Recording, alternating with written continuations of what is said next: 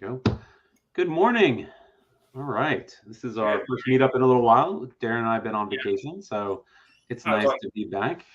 I was on vacation and then I came back and I'm terribly sick from vacation. So did you get COVID? Probably, yeah. Oh no, Tim got COVID. Shen got COVID. COVID is unfortunately like everyone has. It's kind of like around. It's just this an assumption now because I went on like a cruise and around way too many people. So it's like, yeah, of course. Yeah. So it's like, isolate yourself. So whatever. I've been once I came home, I haven't really been doing anything. So, awesome. But yeah.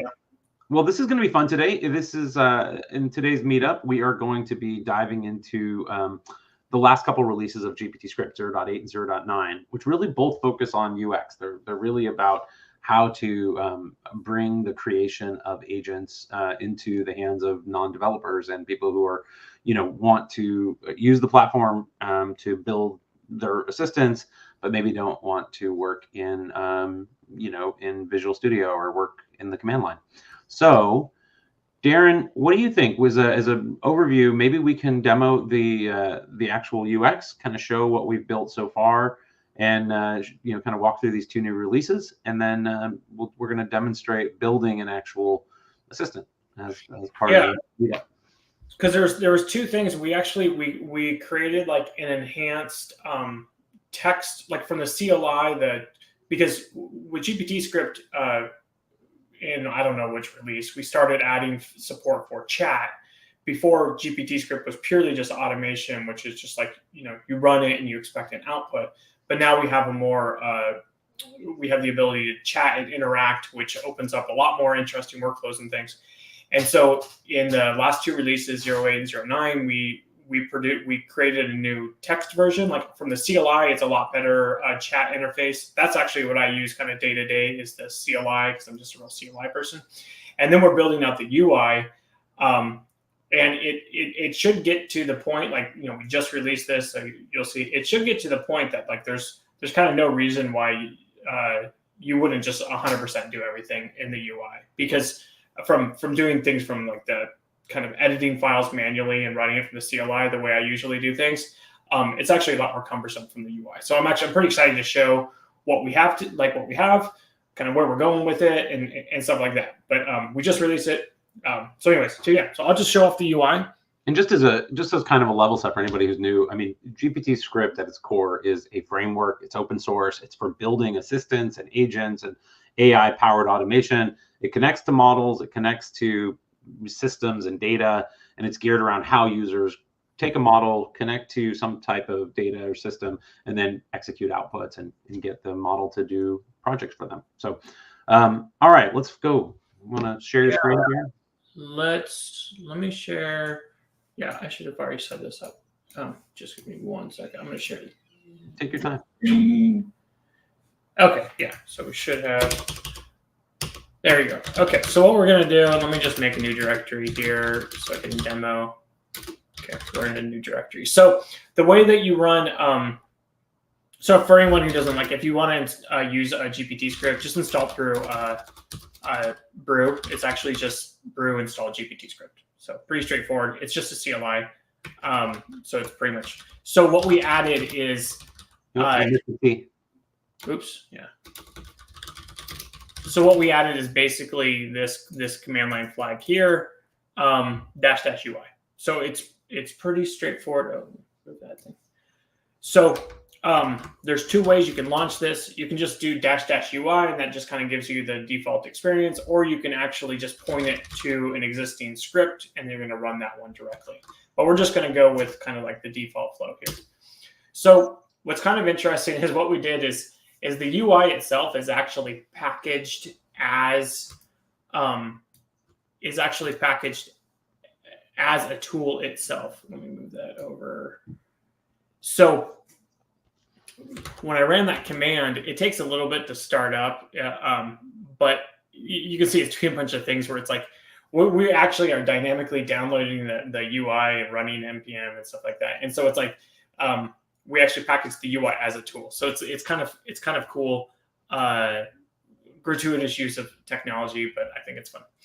But anyway, so when you run the UI, basically you're first presented with this, which is like, here's the scripts you have, and then you can create a new script. So I can give you like just the very quick, like 2-minute demo, very uninspiring, but it pretty much covers like the basics of like, so if I go and I say I create a new script, I can call this demo.gpt. Can you bump that up one notch maybe? It's there you go. Give it some name. We can call it Fred, and my favorite hello world, which is talk like a pirate. Like a pirate. So this is the authoring experience. So it's like here, I've created this. Here's my instructions where I said you can add tools, you can do whatever. I can start interacting with it. How was your day? So it's like I quickly have a chat bot. To me, this is kind of uninspiring because this is kind of what everything else looks like. But it's like, whatever, you get this up, quickly running. I can have this. So when I go back to home here, you can see like this is the script I created demo. If you just hit play, this is going to give you just purely like more the user interface, which is like, oh, here's my chatbot. Now I can start doing this. So you can imagine with it is like, well, I can go and I can create my script, and we're going to go through and we're going to build a more complicated one, which will actually show off all the cool things we can do with GPTScript. But this is kind of like your hello world. So it's like, you can imagine, you can go in here, you can create a script. It's like, now I have this script. So what we're building is kind of like the direction we're going and stuff. Is like, well, cool. Like I have these scripts, like now I can probably like publish and consume them. And then here's the scripts that I have available to me. Like script is probably a bad word. We'll probably change that. This should be like agents or assistants or something like that. But I mean, that's like it's like from a high level, that's kind of like the whole UI to a certain degree. And you'll see how like how strangely powerful this is, but I don't know. I didn't see where you picked your model or gave your credentials. So how did that happen? So right now we're not exposing a lot of those. So this is like, we just released this. So not all of the parameters are covered in this yet. So it's like,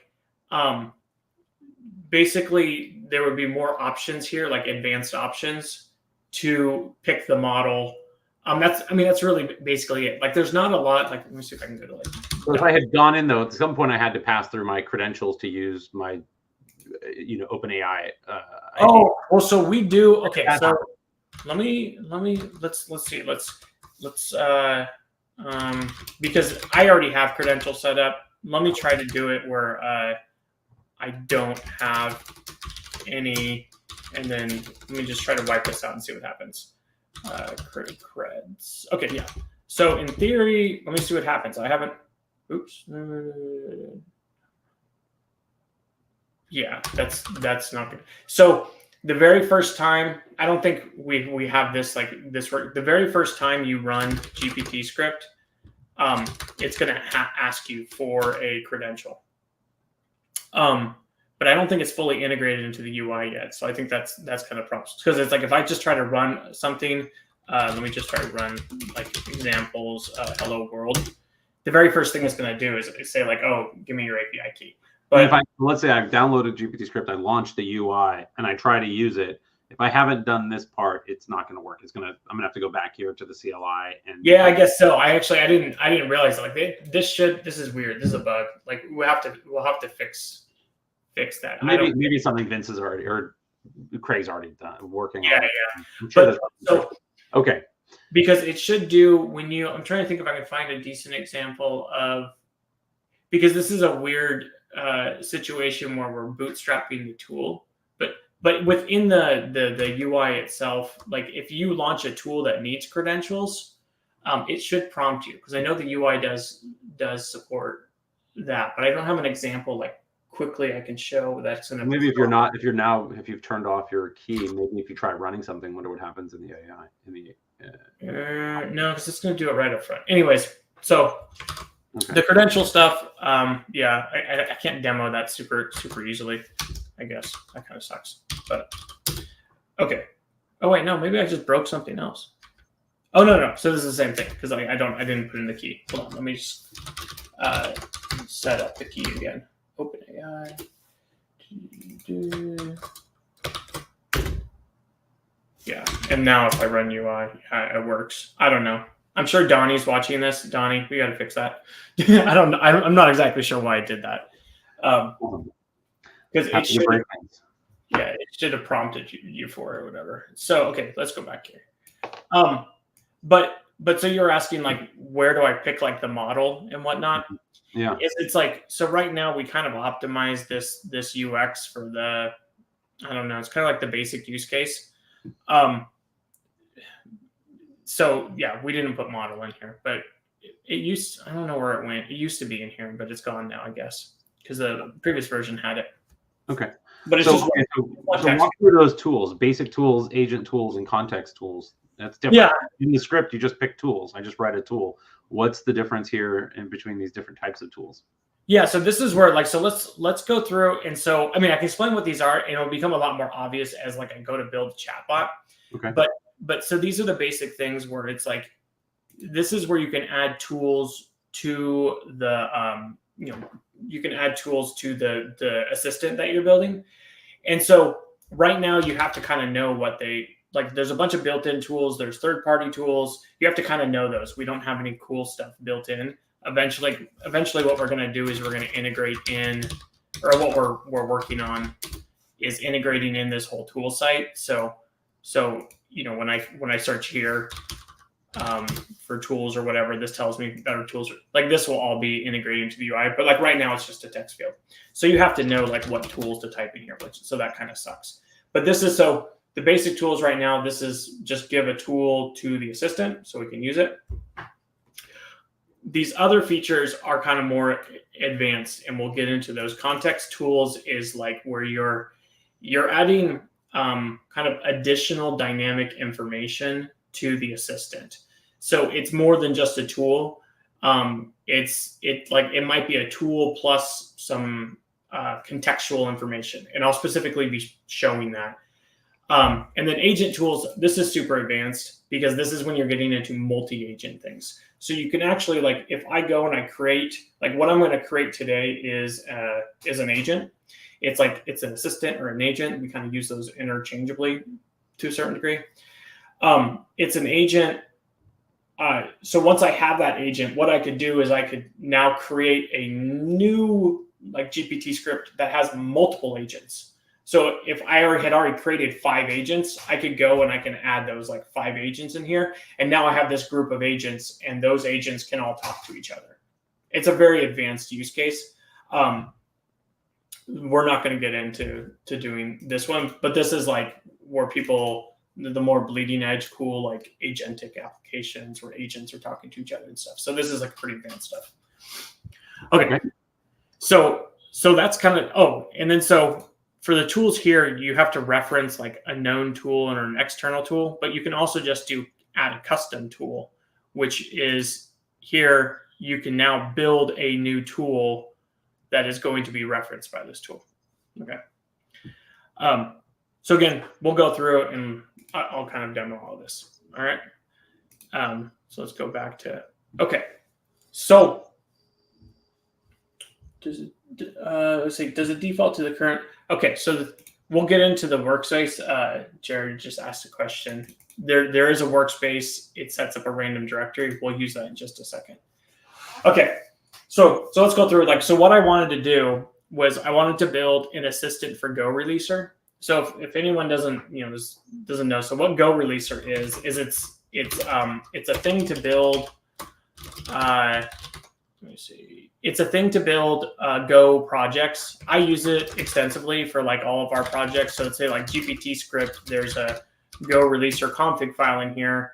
You have to create this config file, has all this stuff in it. Once you create that, you can just run like Go Releaser and it builds your software for you. It does the whole like release process, which is like building the software, creating archives, cross-compiling it to different architectures, uploading it to GitHub, signing it. There's just all these different like kind of annoying release tests. So it's like, this is a really interesting use case because for me, this is a tool that like I rely on, but I honestly don't touch a lot. So it's like, like I use it, but it's like not on the top of my mind of like, oh, whenever I need to go and edit, like change something in Go Releaser, it's like, oh crap, I forgot how it works, because the last time I touched it was 6 months ago. So I got to go back to the docs and do whatever. So I actually built a pretty good assistant already for this that I use whenever I set up new projects. And so what I want to do is go through the process of kind of like what it would look like to build that from scratch. So the goal here is to build a chat bot where basically I can say like, oh, I have this new project. Can you set up a Go Releaser config for me? Test it out, build the project with Go Releaser. Or like I already have this project that's using Go Releaser, but now I need to add signature support. Like I need to sign it. Can you update the configuration to sign it? Let's test that out, everything. So it's just like just kind of accelerate your interaction with Go Releaser. All right. So the way we're going to do this is you just need to start with something where it's like, you're an expert at Go Releaser. So if you do that initially, so there's this little reload button, that'll restart the chat. So if you do that, it's immediately going to give you something. It's like, great, I know Go Releaser, whatever. So by giving it this first sentence of like, you're an expert or whatever, it like level sets the whole agent of like, hey, kind of everything that we're going to be talking about is kind of related to Go Releaser. So like it just immediately kind of changed its intro message to something. You can specifically tell it to have like an intro message. It's like, like you can basically say like, first say, hi, I'm Fred. If you wanted it like, so the very first time, again, this is AI. So it's like, even if I said, I wonder if I said, first say Fred, exactly, just that. Like, I just want you to say that. Yeah. Otherwise, when I draw, it has its own kind of creative freedom here where, it decided to add in a little bit more. Okay. So let me change this. So we're gonna change this to like just ask the user how you can help them today. Okay. So the very first thing is it's like, cool. I want to do this Go Releaser. So Go Releaser modifies a file in a directory. So how do I give like I need to have kind of access some context, or whatever. Like I need some, I need to be talking to some directory. I need some files or whatever. So this is where this concept of kind of workspace is going to come in. So a chatbot or GPT script in general, when you run a GPT script, we always assign a workspace to the script. A workspace is just a directory. If you don't give it a workspace, like you just say GPT script, script name, we just create a brand new directory for you. And it's just like a scratch space. But you can also just assign it. So what I'm going to do here is, because you can see like the workspace is some random directory. Instead, I'm going to, let's go back to my demo UI. Let's make a directory called app. Okay. So I can just use this directory. This is where we're gonna work. Okay. So now if I do update this basically just restarts the chatbot here. So now it's working on, okay, this is the directory this is going to be working on. Okay, so there's one little thing. I'll explain context tools a little bit more in depth when we need to use them. But there's one little thing that you should do if you're planning on using a workspace. There's this context tool that you should include. Context workspace. Okay, so this, as I was saying before, context tools, what they do is what they do is they modify the instructions. They have the ability to modify the instructions and add additional tools. So they kind of just add capabilities. So this is like adding the workspace capability to this chatbot.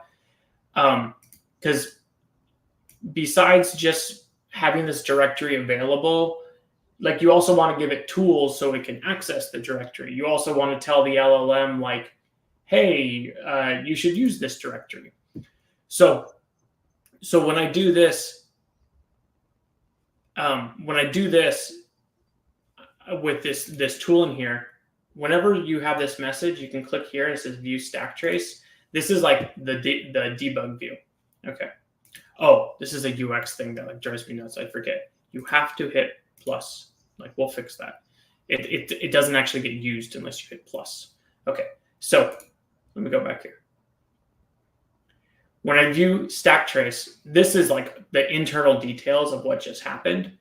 So you can see when I did this, it said it loaded the context, and the context, like that tool, I was saying the context can modify the instructions and also give it more tools. So this context, what it ends up outputting is it just says, oh, this is your current working directory. The workspace directory is this. Use that to create new files or directories. Like that's basically it. It's pretty straightforward, like that little bit of prompting.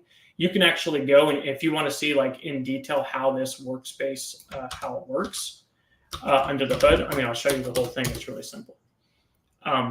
We go into workspace. It's just this tool here. And all this is doing is it's adding these tools and it runs this little Python script.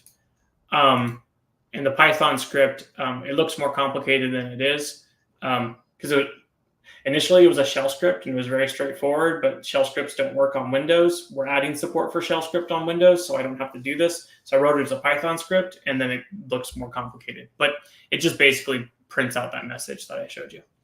Okay, sorry. So anyway, so now I have basically this thing where it can basically access it and knows about this directory. So I want to be able to,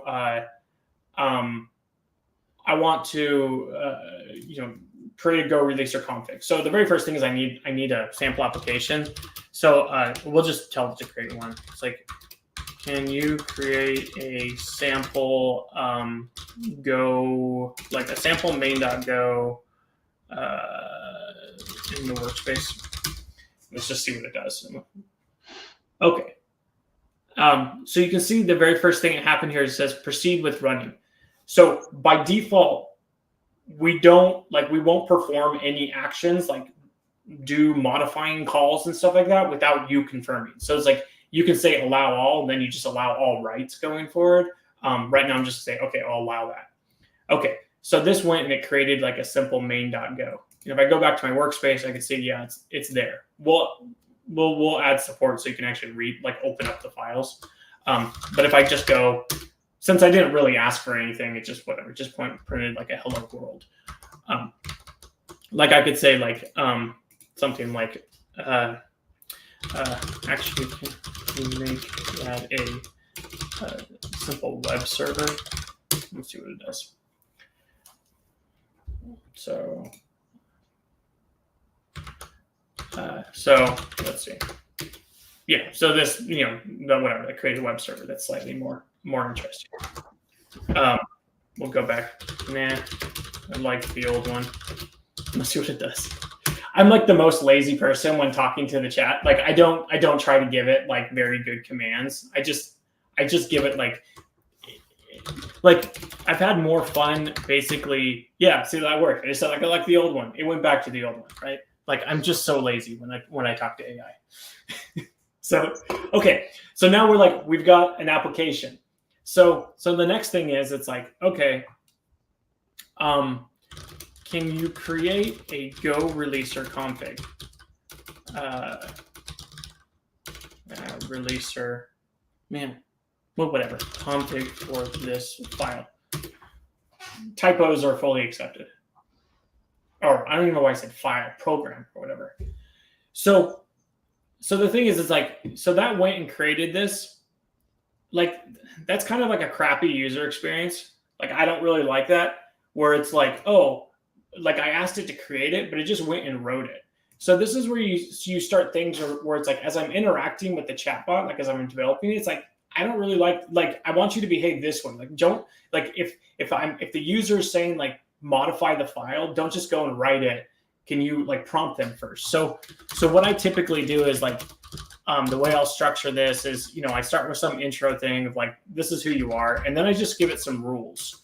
And then I kind of finish up with like, the last, like the thing you need to do. So I'm just going to give it a rule and say like, if you need to create or modify the config, first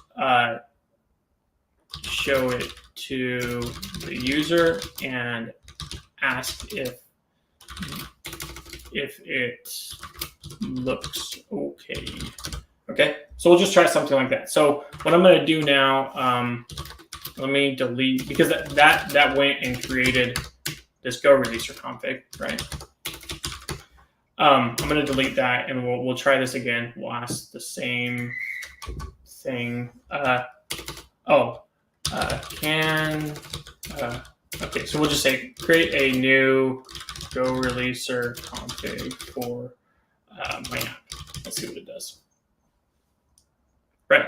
Okay, so like that's a little better, right? So now it's like, oh, it showed it to me, where it's like, oh, here's the thing. Because now at this point, since it's showing it to you, you can be like, oh, well, something like my project name is the Fooinator. Let's see what it does. Right. Okay. So you can see, oops, scroll up. Then they updated the Fooinator, right? So it's like I can see this, I can interact and be like, no, change this, or whatever. Because it's like you can see like that's wrong. Like I need to, so I can interact. And then basically then I'd be like, okay, that's good. And now it goes and writes it, right? So now we have this basic Go releaser. So it's like, cool. Can you check that? Oops, yeah, that the config is valid. So let's see what this does. Okay. So it'll say like to validate the config, you need to run this command. Okay, because like we didn't give it the ability to run commands. Like so by default. So this is the thing is like when you're building these assistants, like by default, if you don't give it anything, it really can't do anything except for just answering your question. You need to give it tools. So this is where if I give it the tool sys.exec, so I do this. Unfortunately, I need to we always have to. If you change the config here, we have to restart. Like that will change shortly. It's kind of a bug in the back end.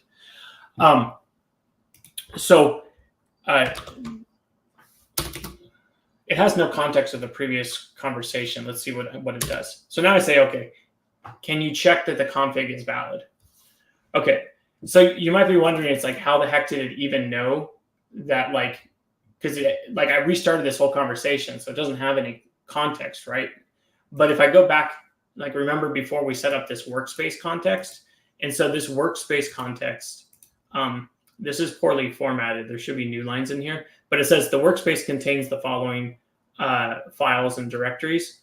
So it's just basically kind of inferring that well, there's a main.go in there. There's probably a Go releaser. So it's just kind of guessing. So we'll run this. Here is, wait.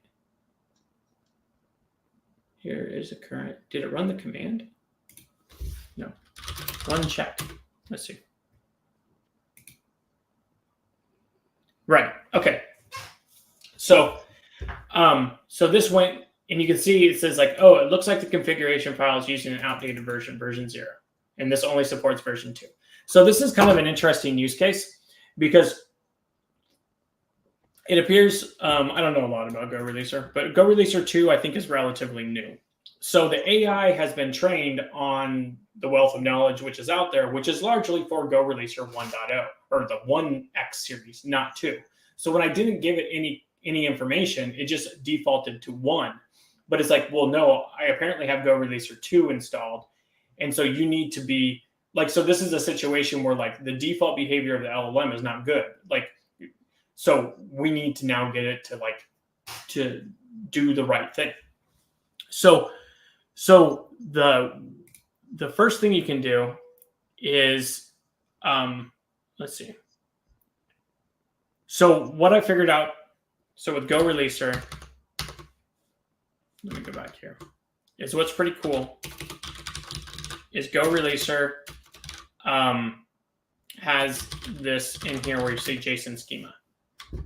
This prints out, this is, oh, sorry. This prints out what's the schema of the Go releaser config file.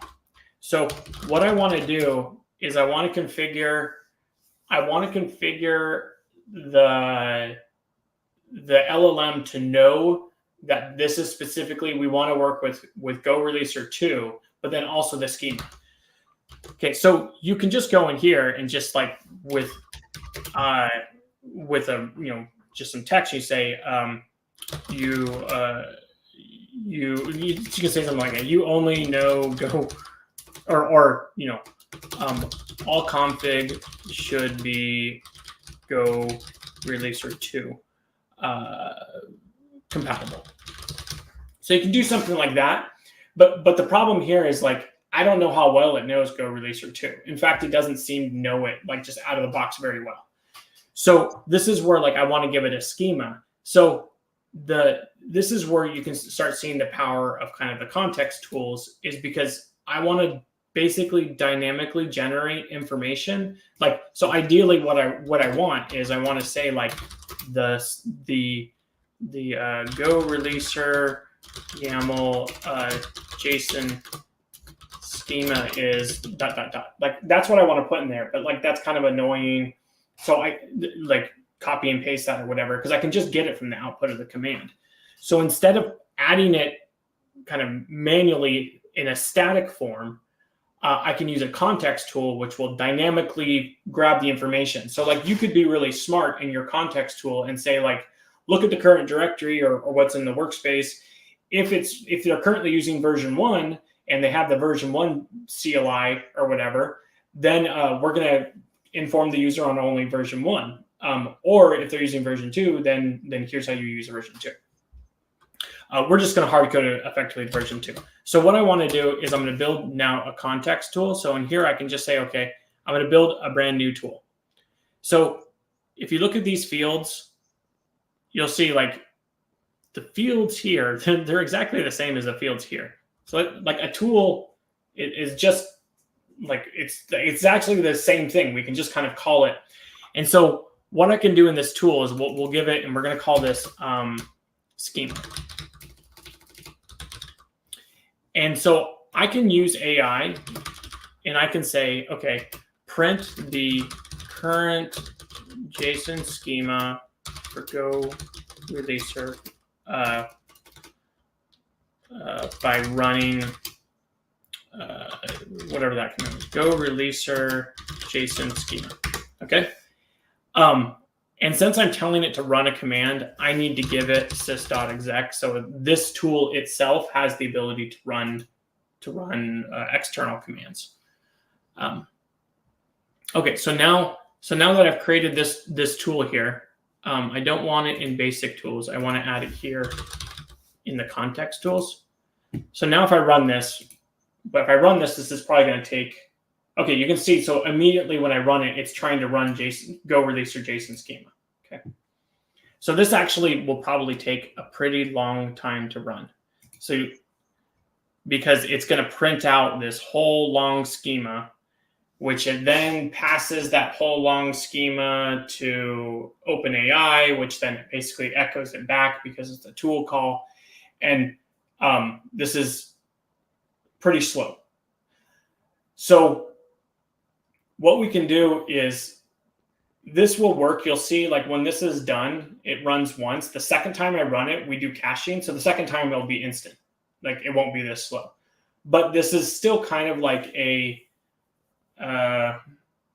it's like this is simple. Like I just typed this one, like this one sentence here, and the AI did it. But it's like from the practicality perspective, it's like this is kind of too slow and expensive. Like, why would you really do this?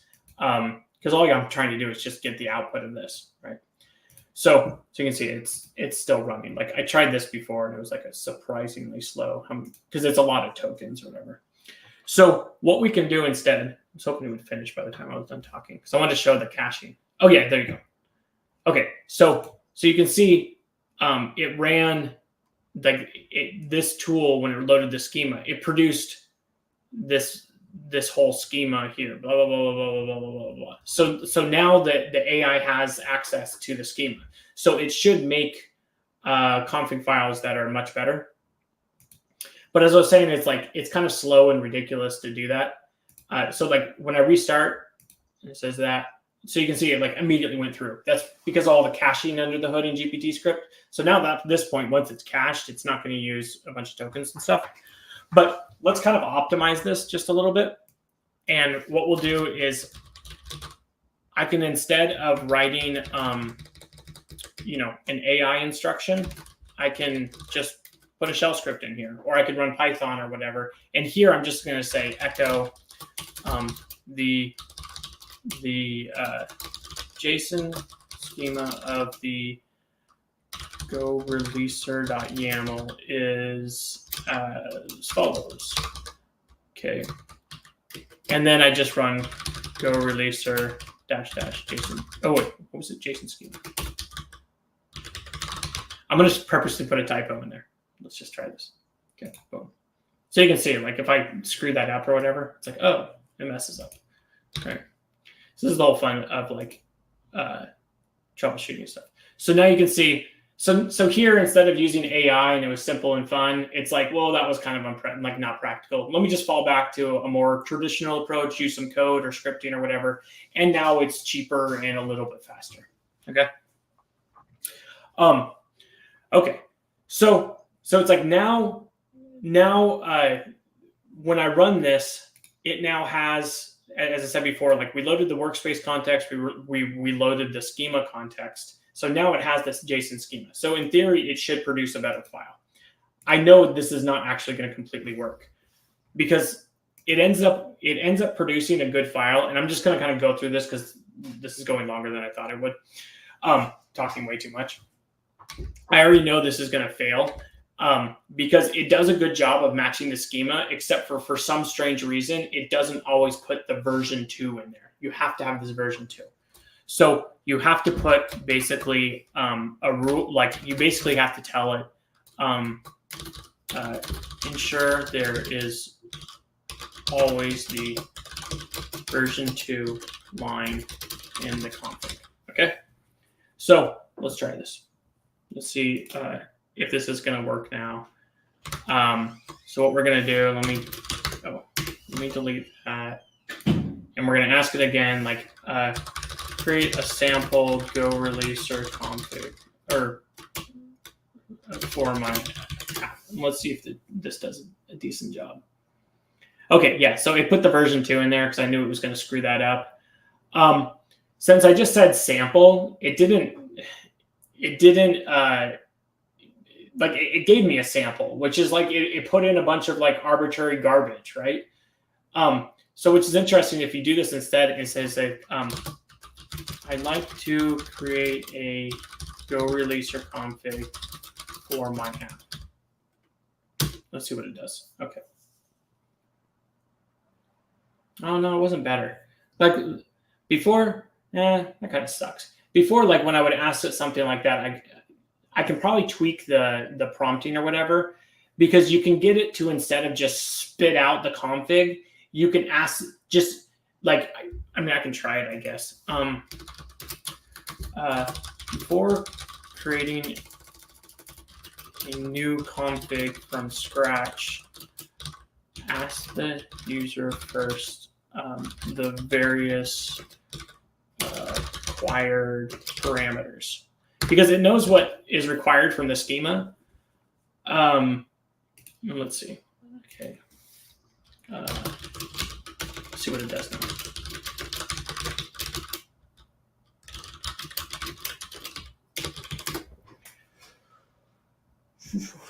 Yeah. So now this is like, this gets into a better, because there's like all this things where it's like, instead of just spitting out some garbage.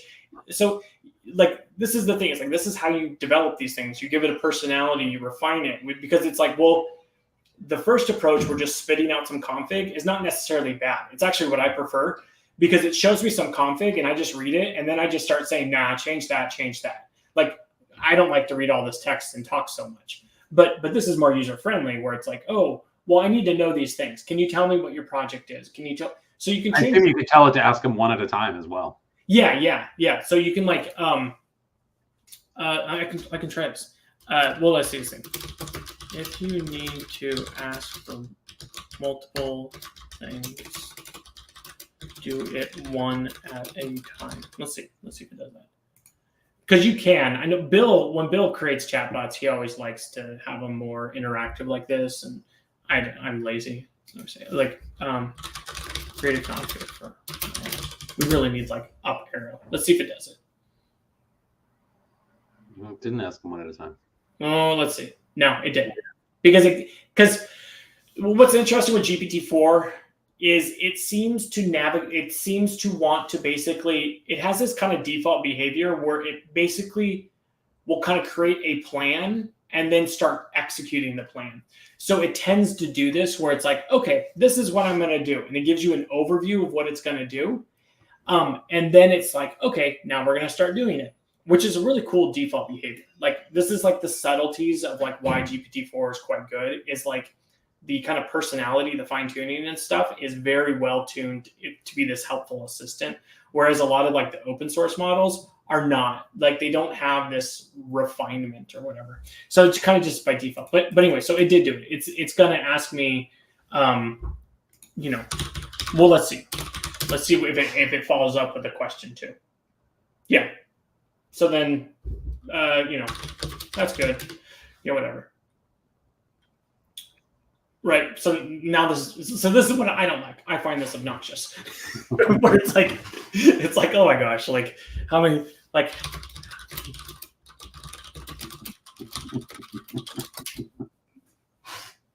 Let's see. Yeah. Okay. So anyway, so this kind of shows, so the one last thing that I know, because I just want to speed through this because so this is kind of the process. You can see it's this iterative process of building these things. And so because I know there's like one last thing you're going to run into with this is like it doesn't actually know the command arguments of the Go releaser command very well, which is kind of interesting because let me see what happens here. Okay, do a snapshot build. Let's see what it does. Oh wait, did I not write one? Oh shoot. Yeah, it's telling me you don't even have one. So you could just say use all the defaults. Yeah.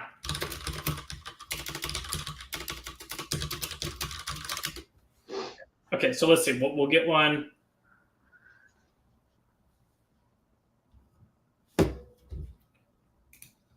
That's interesting. It wrote it into Go releaser, not .go releaser. I wonder if that's going to work. Oh wait, maybe. I don't know. Let's see. No, I'm trying to get it to. Oh no, I think that's actually the right command. Darn it, it did the right one. Oh no. Oh yeah. Wait. Let's go back here because that last command, I said build a snapshot release. It tried to run that. Right. Okay. Skip publish. Like that's what I was saying. Like it's doing the wrong thing. But what's really interesting is it's doing the wrong thing here. And then it goes, oh, well, it saw the output. And so now it's trying to fix itself. Because it's things like, oh, rmdis is causing an issue. So now it's like, I'll just do it with snapshot. And so the interesting thing, okay. So it ran it, but now the build failed. And now it's trying to help me like, hey, you need to fix your build, which this is actually legit. Like that's what I need to do to fix the build. So this is actually doing the right thing. So this is kind of what I love about it. It's like, I don't know, it's just like these dumb low hanging fruit. Like it fixes, it's like cool, fix that.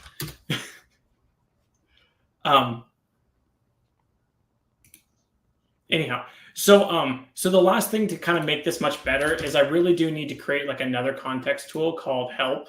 Let me remove that. We're going to call it, this tool here. We're going to call this one help. And what I'm going to do, I'm just going to do this quickly with the shell script. I need to run go releaser --help and go releaser because I know build is a really common command or whatever. Just output those. So now when I'm just going to restart this here. So we should get, we should see now that it loaded. Ah, crap. Did I not hit the plus? I did it again. See, I always do that. Okay.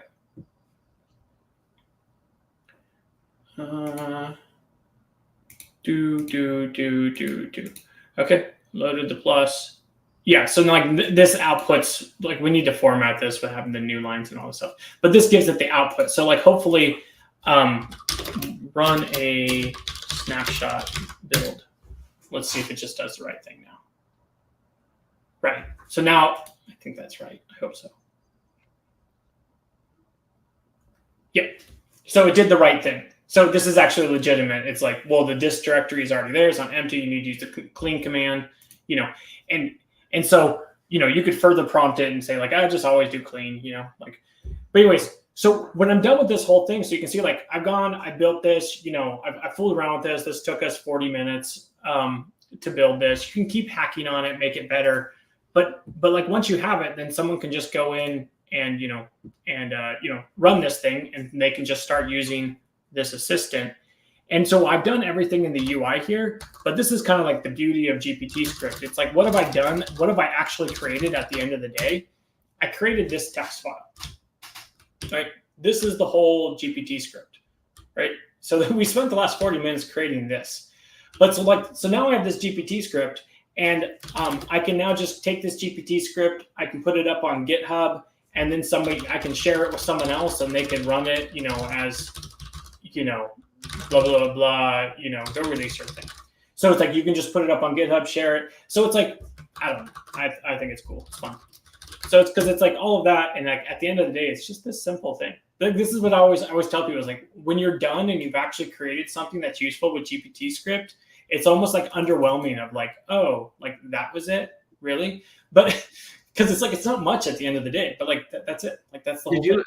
Did you ever create like a connection to the CLI on your system, or did it just understand that that was there? Like, how did you tell it to use the local go release or CLI, or did it kind of assume that? Yeah. No. So like, I mean, because again, you have to give it specific access to everything. Yeah. So at some point, I added this tool for sysexec. Mm-hmm. There's actually an even smarter, better way to do this. We have like this workspace tool here. There's another one we have, which is called CLI.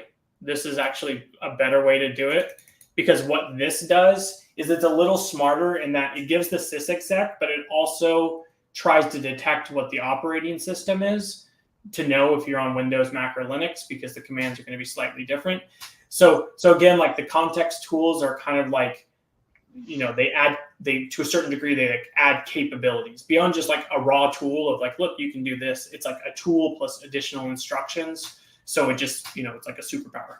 Okay, so let's say you wanted to make a Twitter bot like this, and you wanted to use the browser instead of your CLI to access the system. Could you? I mean, how difficult would it be to build a tool that allowed you to sort of compose your tweets and respond to tweets even, or kind of read me your tweet? Like, how much? Like, CLI is great. What I want to use this for my. So the things that GPTScript does extremely well is CLI, integrating with CLIs and APIs. We do it really, really well. Or existing code, but that's super advanced. But so we do have the browser tool, and it's like it works surprisingly well. But like I hate to like oversell it because it's like you're now doing this like screen automation. But I mean, we can fool around with it. I can show you like so browser. Browser.gpt. We'll call this you misspelled GPT. It's GOT. Oh, GOT. All right, just too much Game of Thrones. Okay. And I don't know, what should we I wanted to talk. How about LinkedIn? LinkedIn's kind of a more businessy thing. Okay, I want to just like search for people. I want to kind of compose things for LinkedIn. I can write a post for my LinkedIn. I want to write a post on my LinkedIn. I just want like a little LinkedIn I'm already logged into my LinkedIn on my laptop. I want it to be able to kind of work with me on LinkedIn. Could I just explain that to it, you think, and give it the browser tool? And how far will I get? So it's like, okay,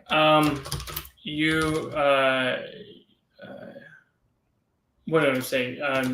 You're an assistant. We'll just go with Twitter. Okay, you're an assistant for Twitter. So I'll show you. Like, there's some kind of annoying and complicated things about this. You're an assistant for Twitter using browser tool. Ask the user what they like to do. So this I'm telling you, like, this is not going to work super well right now, because it's like so if I go, we have a tool already. Let me just make sure I get the one. It's this one. Oops. For browser. So click the plus. Sorry.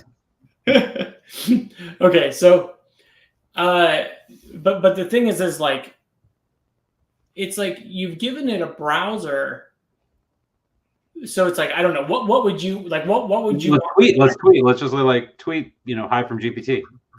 So it's like, create a new tweet. So I'll show you all the problems. Create a new tweet that says hi from GPTScript. Mm-hmm. Okay, so I'm just going to say allow all the browser calls. Okay, so here's the first issue you run into. This. Okay, because when you run the browser, it's not. Oh shoot! It just closed it. Okay, so why did it close it? No. Open. Okay, we'll do this one. Open the page. Open the page to Twitter. Is like, the first issue you run into is this browser is not the same as this browser. So in order to have us like fully integrate the authentication, like, so you can think of this way: it's like, imagine any application on your desktop can just suddenly like inject into your browser and start controlling it, because like we need to control the browser, be able to click into it. That's like a security vulnerability in and of itself of the browser, if you just allow any application to do that. So what we can do is we can launch your existing session. So like, if I close this browser, I can configure the browser somehow. There's some parameter somewhere to use my existing one, but it has to launch the browser in a specific way that allows it to be remotely controlled, because like, it's like a security issue. So instead, what I'm doing is I'm opening up a browser here that's like a whole different context. So it's not logged in. So I need to log in. So for us to do this properly, we really need a plugin. You need to install a Chrome plugin. And then it would seamlessly. So it's like, this is the problem. So like, authentication is the very first issue you run into. And to really, because like we've tried so many different approaches of how to get this, is like, I see no other way except for we actually just have to build a Chrome plugin that allows us to control the browser, because then the user is authorizing us. Because if we just try to do it the other way, we're effectively just acting like a virus. So it's like, the browser doesn't want us to do that. So like, that's where you run. The second thing is like, we've been refining. Even if you go over there and sign in, it's not going to. Yeah. Well, I actually don't really. Let me try signing in. Let's see what happens. Hold on, it'll take me a while to get password and two-factor auth and all that crap. I'm guessing there's also a Twitter CLI or something you could probably grab. But actually, no. So this is the thing that's happening is well, X in general, they already basically don't want people talking to the API. Yeah. So it's kind of hard to get access to Twitter. But on top of that, what's happening now is all of the public services are starting to be like, no, I don't want AI talking to my API, because they're afraid you're going to scrape the data. So it's like, a lot of these things they're getting, I don't know. Oops. Okay. Let me see if I can log in here. Password. password login. Hold on, I'm almost gonna do the 2-factor auth. Okay, so I'm logged into Twitter. So the thing is, okay, let's see what it will do. Let me ask it, like, what's on the current page? Let me see if the AI still knows what page I'm talking to. Getting page contents. Yeah. Okay. So this one. So you can try something like this, like construct a new tweet saying hi from GPTScript. Like I have no expectation this is going to work, but let's just see what it does. This is fun. So, yeah, what the heck? Why it just straight up failed? Yeah, I don't know. So, anyways, there's a ways to go. Short answer is maybe that's a future. There'll be some future meetup where we're feeling a little. We've been working on this for a while, like because there's other projects in the same space. Like there was one called Skyvern, and it's like this whole browser automation driving the browser is like, in theory, it seems like it would be really obvious and easy to do with AI, but it's not. And a lot of it actually has to do with the fact that the vision support is not really because the ideal way you would want to do this is effectively load the web page and screenshot it and process it as a human would, because that's how AI works. But the problem with that is like the vision stuff is not up to task, where it's like it can tell you what's in the image, but it can't tell you like direct locations, which give you enough information to figure out how to click. It will say like, oh, there's a logon button in the upper left corner, but like I need more specific information to click it. So anyways, so there's a bunch of things. So browser automation, it's very hacky. Like you can get it, like if you fool around with things enough, you can get it working, but it's not just like, it's not as seamless and just like, oh, cool, like open this web page and do this. And it just doesn't work as well as we would like it to. Good data. All right, this is we're out of time. It's at 11. Do you want to wrap up? Anything else you wanted to show before we call it? Nope, that was basically it. Hopefully you got an idea of the UI and stuff. This just came out. We're rapidly iterating on this and doing a lot of cool things. Yeah. I mean, I just want to throw this out there. Is like what I'm trying to do with GPTScript is like we first started with like GPTScript. I could, basically the very first version of GPTScript, I could very easily write some text and run some AI. It's like the very simple, like basic run some AI. So then we moved into this phase of like, okay, what does an agent really mean? Can we define like what's an agent and a chatbot? And so like now we've gotten really good at doing chatbots and creating these things. So now I can do like just pure automation, or I can interact with these agents. So where I'm going with, and like this is what I'm currently working on, like in my more experimental stuff, is I want to get to the semi-autonomous and fully autonomous agents. That's like the holy grail. And I think it's totally possible. But like you can see, this is the progress as we're working through. So these chat interfaces is like, this is representing kind of like what these autonomous agents would eventually look like. You build like an assistant like this, but instead of me talking to it directly, you start feeding it like programmatically a prompt, or you have AI feed it a prompt and it starts doing things. So instead of requiring the human to basically be typing in and driving the agent, I can use AI to be driving the agent. So it's like, so where we are in this kind of like evolution of GPTScript and what we're doing, it's like, okay, cool. Like now we've got like a single agent. It's working pretty well. We can do some fun things. Now, how do I really get like this and then this is part of kind of what this agent things is so now how do I do this multi-agent, fully autonomous? I don't know. So that's where I'm going. So that's the stuff I get really excited about. Awesome, buddy. All right. Thanks everyone for coming. It was really fun. We'll be back probably in a week or two. And in the meantime, have a wonderful weekend. Enjoy the lovely summer weather if you're in the Northern Hemisphere. It's been gorgeous here in California. All right. Talk to y'all soon. Bye-bye. Right.